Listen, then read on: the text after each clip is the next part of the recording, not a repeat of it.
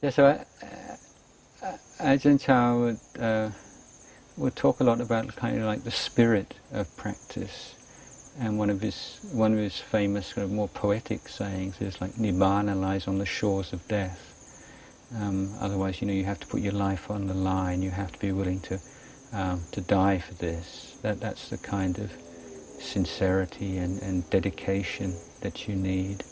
And it's not something sit for 20 minutes in the morning and 20 minutes in the evening or something like that you're going to be able to break through in that way. I mean, monks like him are talking about 10, 20 hours a day for year after year, something like this. It's huge effort.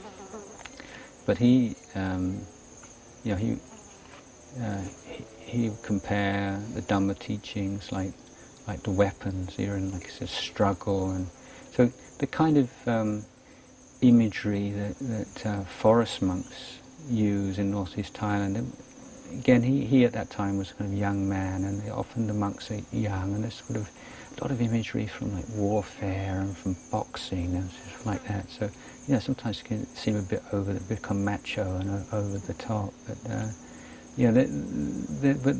that kind of warrior instinct, that's very strong in the sort of forest tradition.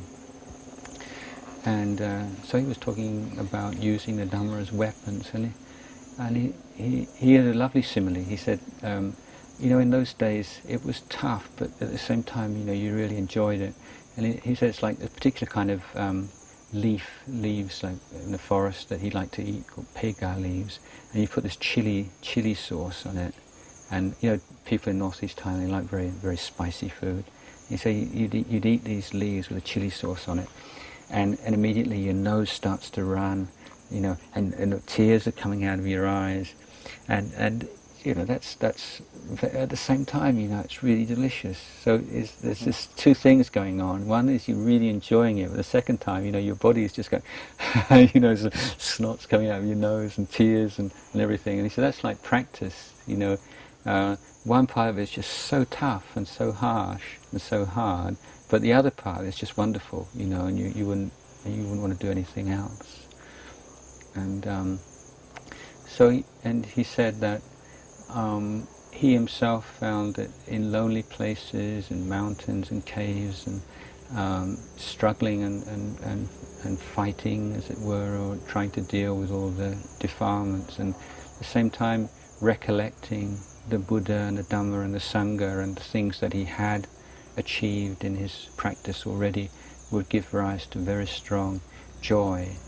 And that kind of joy that arises from wholesome reflections, wise reflection, is something which will develop into samadhi, and develop very, very strong samadhi from that kind of reflection. And this was something that he experienced himself.